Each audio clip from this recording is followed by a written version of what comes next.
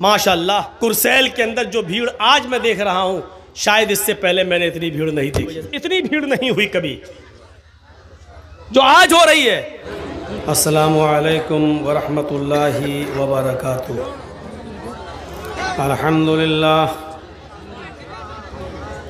अल्हम्दुलिल्लाहि नहमदुहु व नस्तईनुहु व नस्तगफिरुहु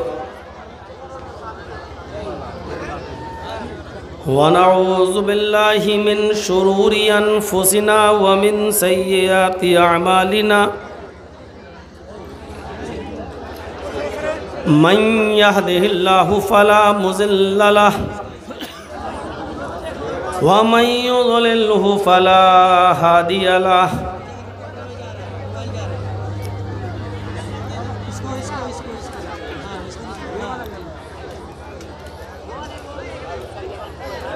व अशहदु अल्ला इलाहा इल्लल्लाहु वहदहु ला शरीका लहु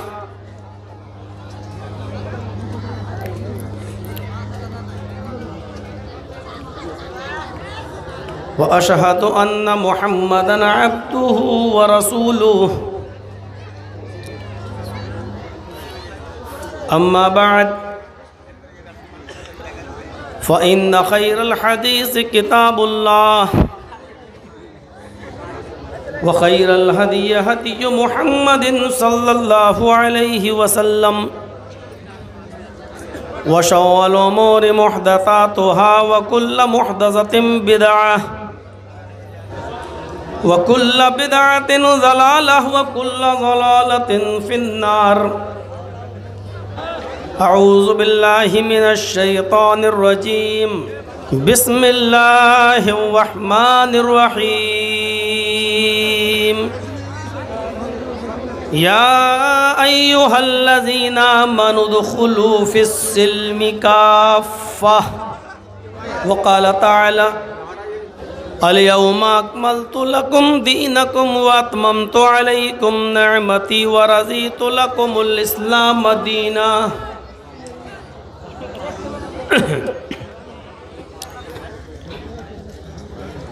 रब्बि इश्रह ली सदरी व यस्सिर ली अमरी वहलुल उक़दतम मिन लिसानी यफ़क़हू क़ौली।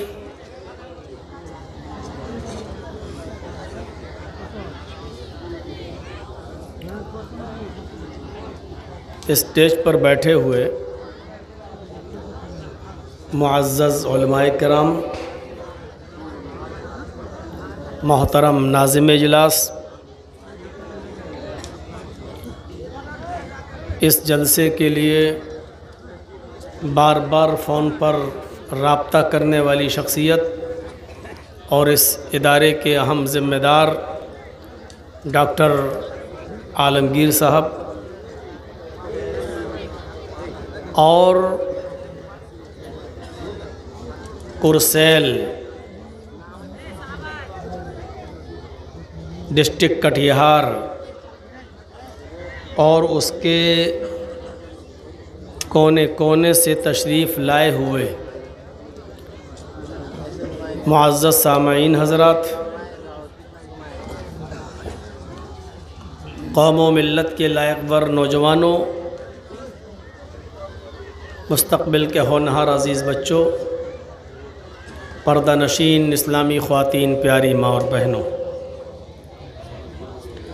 रात के 12 बजे तक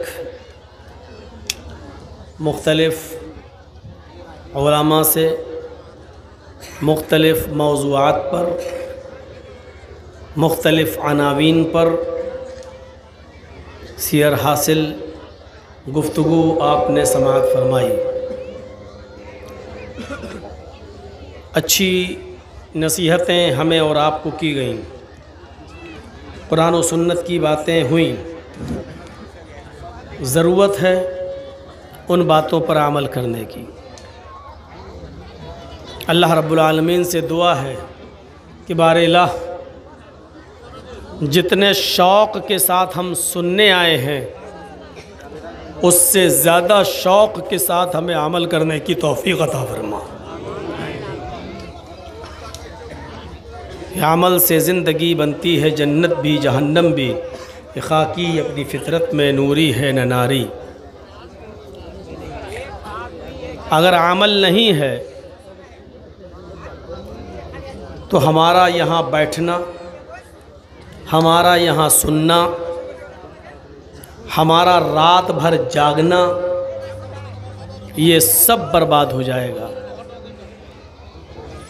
इसलिए हमें अमल की तरफ आगे बढ़ना चाहिए। कुरान करीम हमें बार बार ईमान और अमल सालेह की ताकीद करता है।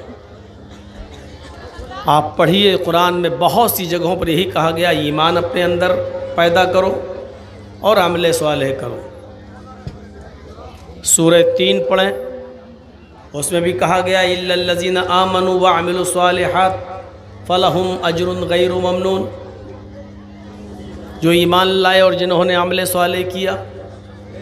सूरह असर पढ़िए, उसमें भी कहा गया वल अस्र इन्नल इंसान लफ़ी खुस्र इल्लल्लज़ीना आमनू व अमिलुस सालिहाति व तवासौ बिल हक़्क़ि व तवासौ बिस सब्र।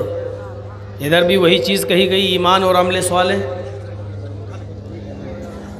गर्ज़ ये है कि अगर अमल नहीं है हमारी ज़िंदगी के अंदर तो हमारी ज़िंदगी बेकार है।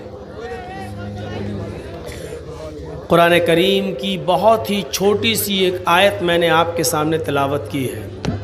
आयत भी पूरी नहीं पढ़ी है, बल्कि आयत का एक टुकड़ा मैंने आपके सामने तिलावत किया है।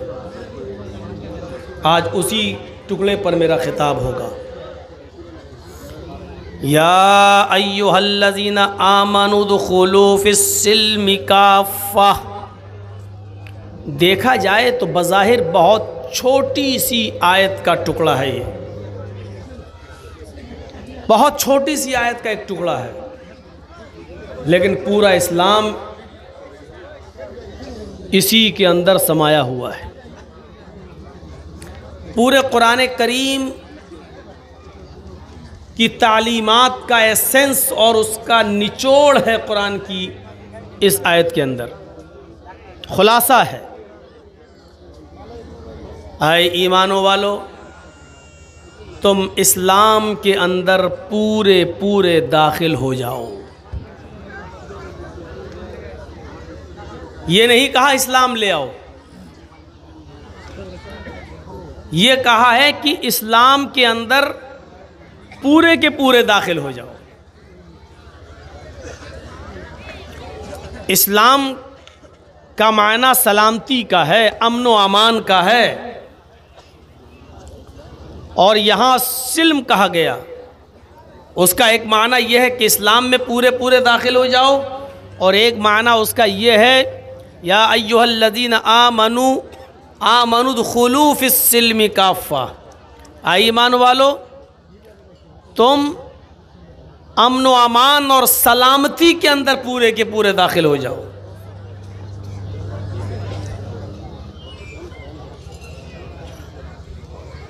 हम इस बात पर गौर करें, क्या हम इस्लाम के अंदर पूरे पूरे दाखिल हैं? इस्लाम के अंदर पूरे के पूरे दाखिल होने का मतलब ये है कि बहुत से गलत काम जो हम कर रहे हैं, हमें उन कामों को भी छोड़ना पड़ेगा। इस्लाम के अंदर पूरे के पूरे दाखिल होने का मतलब ये है कि हमें अपनी ख्वाहिशाते नफ्स की जो हम पैरवी कर रहे हैं, अपनी मनमानियां जो चला रहे हैं हर काम में, हमें उसको भी छोड़ना पड़ेगा। इस्लाम लाने के बाद आदमी अपनी मर्जी का मालिक नहीं होता है। इस्लाम लाने वाले को अरबी ज़बान में मुस्लिम कहा जाता है, और अरब के अंदर मुस्लिम उस ऊँट को कहा जाता है जिसकी नाक में नकेल डाल दी गई हो और ऊँट अपनी मर्जी से न चलता हो, न बैठता हो, न उठता हो, न खाता हो, न पीता हो, बल्कि उसका मालिक जब नकेल पकड़ के ऊँट को उठाए तो वो उठे, उसका मालिक जब ऊँट की नकेल को पकड़ कर ऊँट को बिठाए तो वो बैठे, ऊँट का मालिक जब नकेल पकड़ के उसको लेकर चले तो वो चले, जब उसको खिलाए तो खाए, जब उसको पिलाए तो पिए, और जब उसको सोने के लिए छोड़ दे तब वो सोए।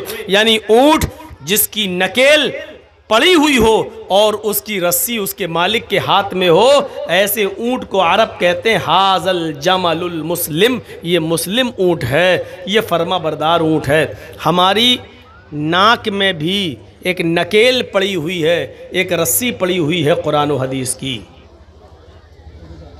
और इसकी डोर मुहम्मदुर रसूलुल्लाह के हाथों में है। हम अपनी मर्जी से नहीं खा सकते हैं, अपनी मर्जी से नहीं पी सकते हैं, अपनी मर्जी से नहीं चल सकते हैं, अपनी मर्जी से जो मन में आए वो हम खाएं, ऐसा नहीं हो सकता है।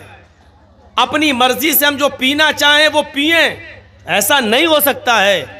आप मुस्लिम हैं, आपको वही खाना है जिसकी इजाज़त आपका मालिक आपको देता है, आपको वही पीना है जिसकी इजाज़त आपका मालिक आपको देता है, आपको वहीं जाना है जिसकी इजाज़त आपका मालिक आपको देता है, आपको वहीं सोना है जिसकी इजाज़त आपका मालिक आपको देता है, आपको उसी औरत के साथ अपनी ख्वाहिशात नफसानी पूरी करना है जिसकी इजाज़त आपका मालिक आपको देता है, आपको कारोबार वही करना है जिसकी इजाज़त आपका मालिक आपको देता है। आप अपनी मर्ज़ी के मालिक नहीं हैं, और हर काम अगर अपनी मर्ज़ी से कर रहे हैं तो मुस्लिम नहीं हैं। बहुत शॉर्ट में एक जुमला कह दिया है। अगर आप अपना मालिक किसी को समझते हैं और उसकी बात मान रहे हैं तो मुस्लिम हैं, और अगर आप हर काम अपनी मर्ज़ी से कर रहे हैं और आप पर आपके मालिक का पावर नहीं चलता है तो हम मुस्लिम नहीं है। या अय्युहल्लज़ीना आमनू उदखुलू फिस्सिल्मि काफ़ा, ईमानो वालो तुम इस्लाम के अंदर पूरे के पूरे दाखिल हो जाओ। इस्लाम लाने के बाद ये नहीं देखना है कि इस काम को करने में फ़ायदा क्या है या इस काम को हम ना करें तो नुकसान क्या है। इस्लाम ने किसी काम के करने का हुक्म दिया वो हमें करना है, चाहे उसमें हमारा फ़ायदा हो या ना हो। हमें जिस काम से रोका उससे रुकना है, चाहे उसमें हमारा नुकसान हो या ना हो। मसलन इस्लाम ने कहा ये काम करो और हम देख रहे हैं इस काम में हमारा कोई फ़ायदा ही नहीं है, चलो हम नहीं करते हैं, इसमें नुकसान क्या है। जब हमारा फ़ायदा नहीं है तो नुकसान भी नहीं, तो क्या आप ऐसा कर सकते हैं? नहीं कर सकते। कानून जो अल्लाह ने बना दिया है, चाहे वो आपकी समझ में आए या ना आए, अमल करना है, उस कानून को तोड़ना नहीं है। मिसाल के तौर पर ट्रैफिक नियम आप जानते हैं ना, बड़े बड़े शहरों में आप जाइए तो लाइटें लगी हुई हैं चौराहों पर, green light, red light. Red signal होता है, इसका मतलब यह है कि आप अपनी गाड़ी को रोक दीजिए, आगे नहीं बढ़ सकते हैं। और जब ग्रीन सिग्नल हुआ, लाइट जल गई, तो इसका मतलब ये हुआ कि अब आप गाड़ी को आगे बढ़ाएंगे। अगर रेड सिग्नल को आपने तोड़ दिया, और हमारे लखनऊ वगैरह में तो ये सिस्टम हो गया है कि पुलिस खड़ी नहीं है और सारी गाड़ियों को ऑनलाइन जोड़ दिया गया है, आपके आधार कार्ड से उसका लिंक जोड़ दिया गया है। आपने अगर रेड लाइन में, रेड सिग्नल में अगर आपने क्रॉस कर दिया तो क्रॉस करते ही आपके मोबाइल में मैसेज आ जाएगा कि आपके अकाउंट से इतना पैसा, इतना जुर्माना कट गया है। गाड़ियों को जोड़ दिया है लखनऊ वगैरह में, दिल्ली वगैरह में, बड़े बड़े शहरों में गाड़ियों को आधार कार्ड और आधार कार्ड को बैंक से जोड़कर ये लिंक जोड़ दिया है। अब पुलिस आपको जुर्माना नहीं लेगी, पुलिस रोड पे खड़ी भी नहीं है, चालान नहीं काटेगी। रेड सिग्नल है, आप गाड़ी रोकिए, अगर आपने सोचा कोई है ही नहीं, पुलिस ने चल धड़ से आपने आगे बढ़ाया, जैसे ही बढ़ाया आपका चालान कट गया, आपके बैंक से उतना जुर्माना कट गया, आपके अकाउंट से उतना पैसा खत्म हो गया। रेड सिग्नल का मतलब गाड़ी रोकिए, ग्रीन सिग्नल का मतलब गाड़ी को आगे बढ़ाइए। जर्जीत साहब गाड़ी चलाते हुए जा रहे हैं, अचानक रेड सिग्नल है, गाड़ी रोक दी। लेकिन अब जर्जीत साहब की अकल कह रही है गाड़ी रोकने में फायदा क्या है। गाड़ी रोकने के लिए तो कानून उस वक्त बनता है जब आगे से गाड़ी आ रही हो, दाएं से भी आ रही हो, बाएं से भी आ रही हो। इसीलिए नियम बनाए गए ताकि एक्सीडेंट ना हो। लेकिन जर्जीत साहब देख रहे हैं रेड लाइट है, लेकिन सामने से कोई गाड़ी नहीं आ रही है, दाएं से कोई गाड़ी नहीं आ रही है, बाएं से कोई गाड़ी नहीं आ रही है। तो अब गाड़ी को रेड सिग्नल पर रोकने का फायदा क्या है? एक्सीडेंट का खतरा ही नहीं है, चलो हम गाड़ी को आगे बढ़ा देते हैं। जैसे ही जर्जीत साहब गाड़ी को आगे बढ़ाते हैं, जर्जीत साहब का चालान कट जाता है, या पुलिस वहां खड़ी है फौरन पकड़ लेती है और हमारा चालान काट देती है। अब आप चाहे जितना कहिए साहब कोई गाड़ी नहीं आ रही थी, मैंने आगे बढ़ा दी। नहीं, गाड़ी आ रही हो या ना आ रही हो, कोई एक्सीडेंट हो रहा हो या ना हो रहा हो, लेकिन गवर्नमेंट ने एक नियम बनाया है, ट्रैफिक का एक कानून है कि रेड सिग्नल पर आपको गाड़ी रोकना है तो रोकना है, चाहे सामने से कोई गाड़ी आ रही हो या ना आ रही हो, हमारा नुकसान हो रहा हो या ना हो रहा हो, लेकिन हमें कानून को फॉलो करना है। यही नियम है इस्लाम का, एक कानून बना दिया है। अब चाहे उसमें हमारा नुकसान हो या ना हो, हमारा फायदा हो या ना हो, हमें उस कानून को फॉलो करना है, हमें उस कानून पर चलना है, हमें उस कानून को पूरा करना है। सर में दर्द है, नींद नहीं आ रही है, लेकिन कुरान का कानून यह है कि इन्नमल खमरु वल मैसिरु वल अंसाबु वल अज़लामु रिज्सुम मिन अमलिश शैतान। शराब और जुआ और बुतों के थान, आस्थानों के थान और फाल के तीर, ये सब की सब हराम है। एक कानून बना दिया कि शराब हराम है। अब आप कह लीजिए कि साहब हमें नींद नहीं आ रही है, टेंशन बहुत ज्यादा है, इसलिए थोड़ी सी शराब पी लेते हैं, इसमें हमें फायदा है कि हमें नींद आ जाएगी। हमें उस कानून को मानना है, जो हराम है वो हराम है।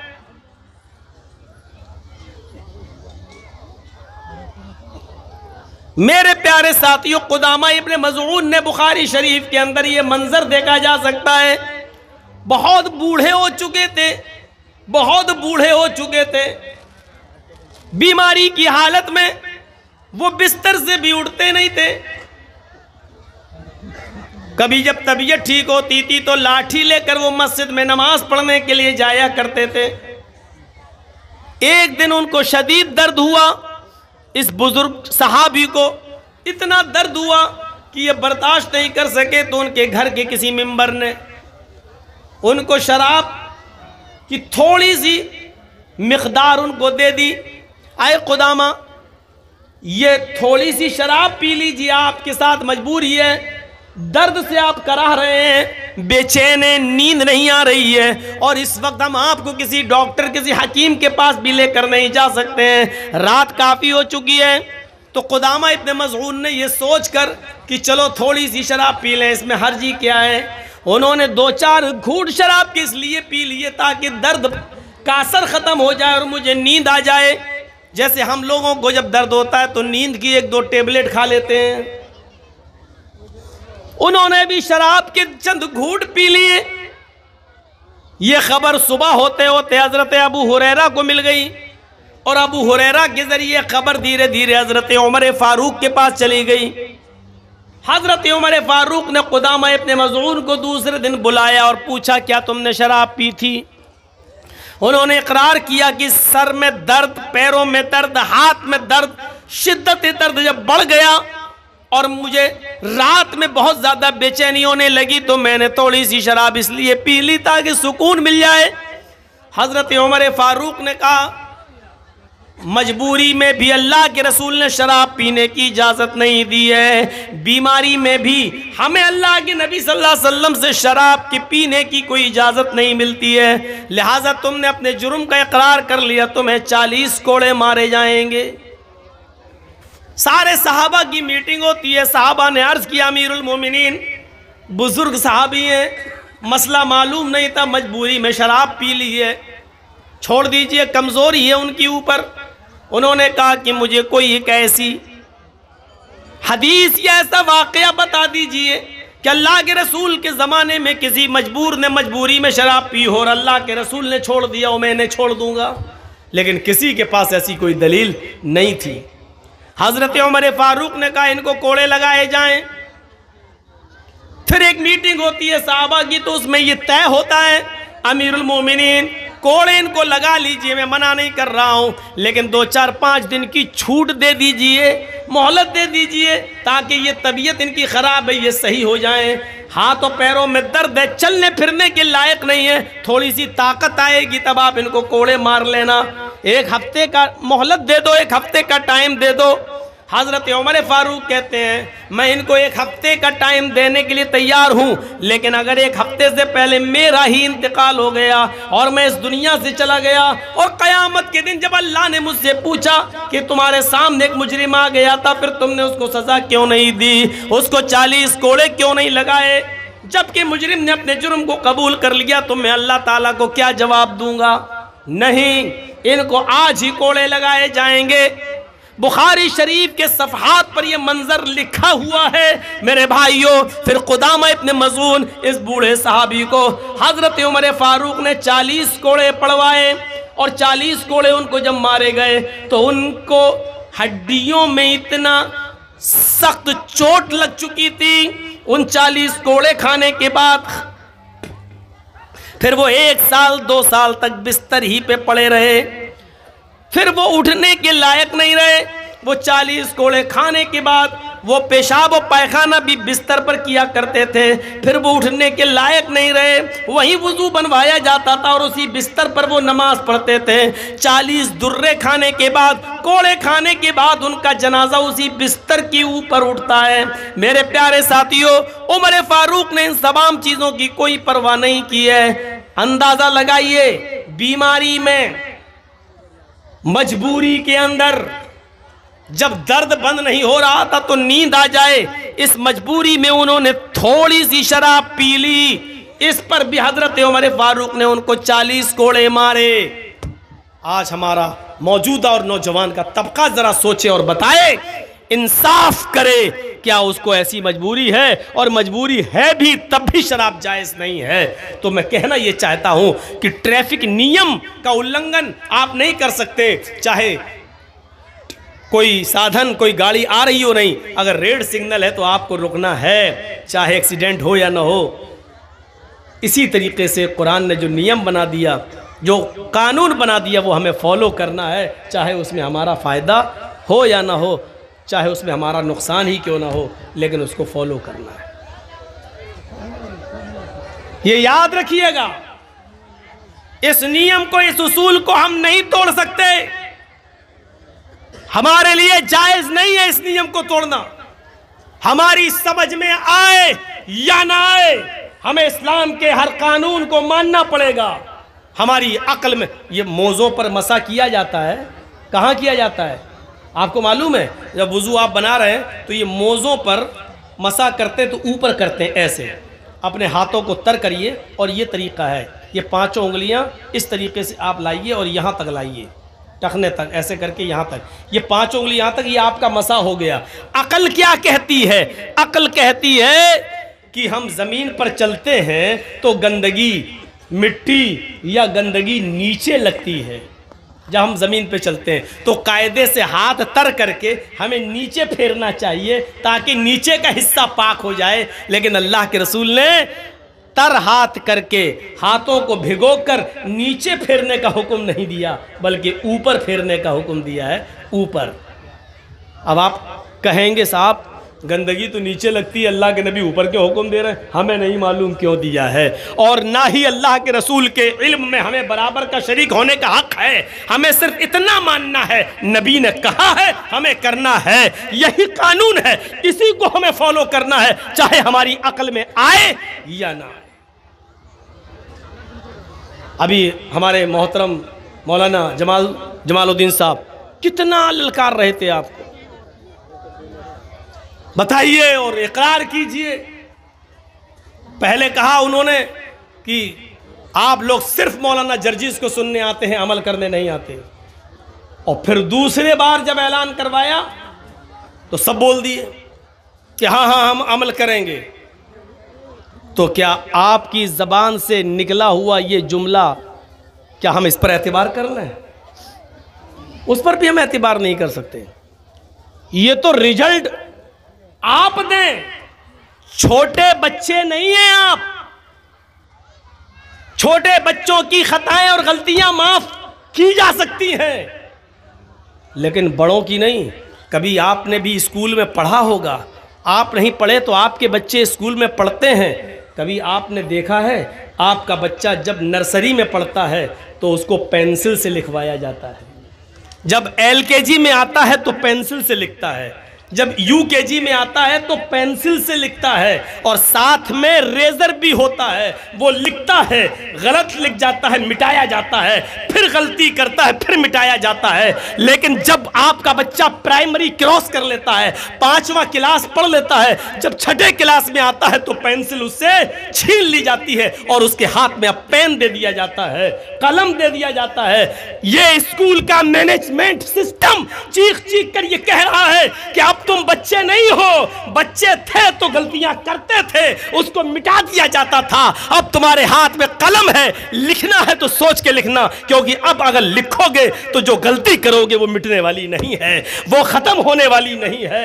जब स्कूल का मैनेजमेंट एक बच्चे के गलत को गलत मानता है तो हम इस्लाम के सामने जलसों में गलत कर रहे हैं। हमारे कंधे पर फरिश्ते उस गलत को गलत क्यों नहीं लिखेंगे? मेरे प्यारे साथियों, हम स्कूल के मैनेजमेंट से ये इबरत हासिल नहीं कर पाए आज तक।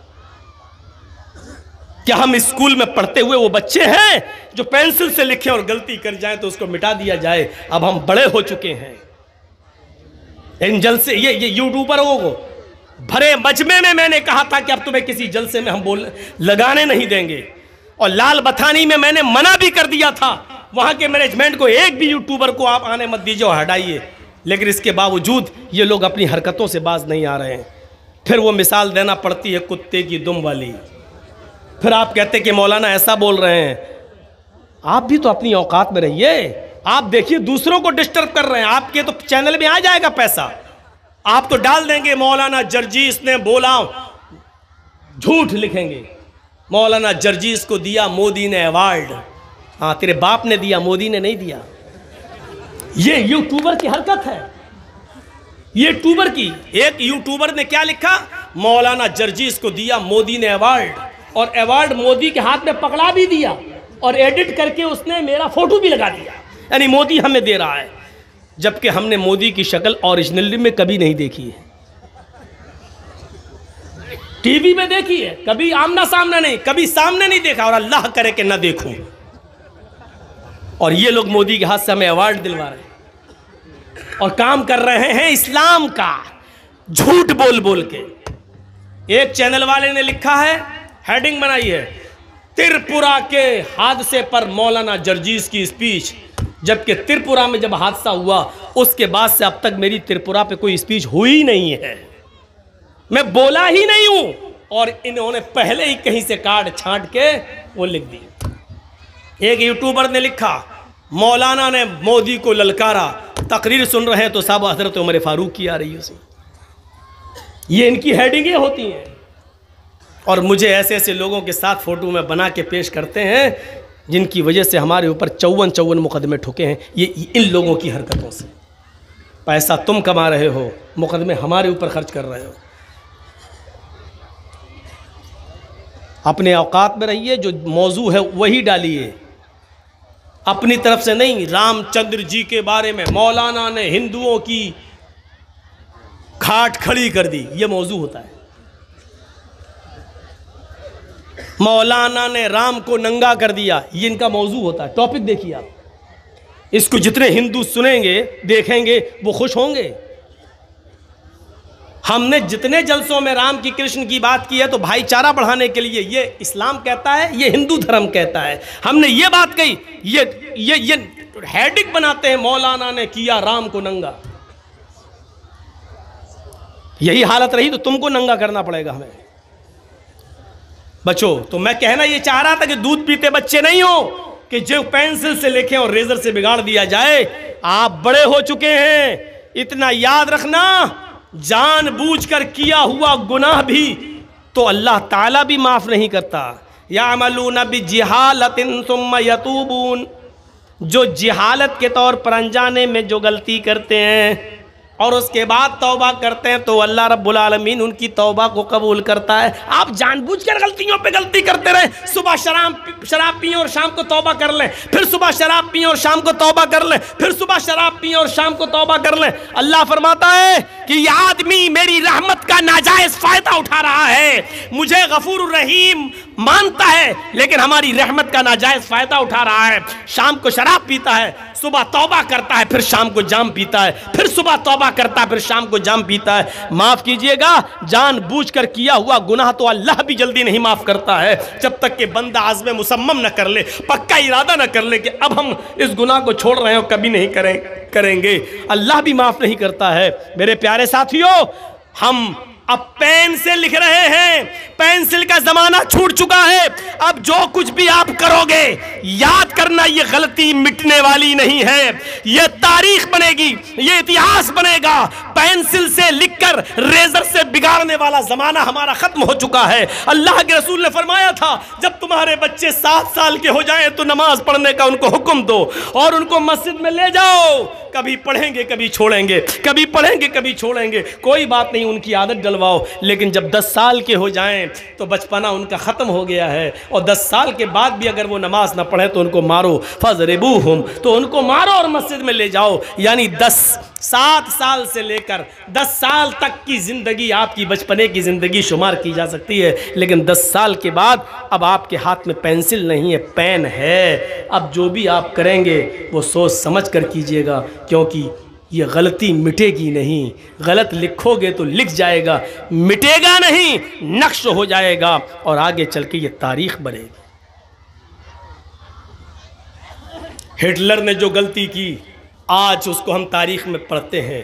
नेपोलियन ने जो गलती की आज उसको हम देखते हैं।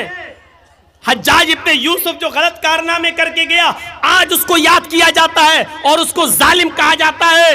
याद रखो, इतिहास बनाओ तो अच्छा इतिहास बनाओ।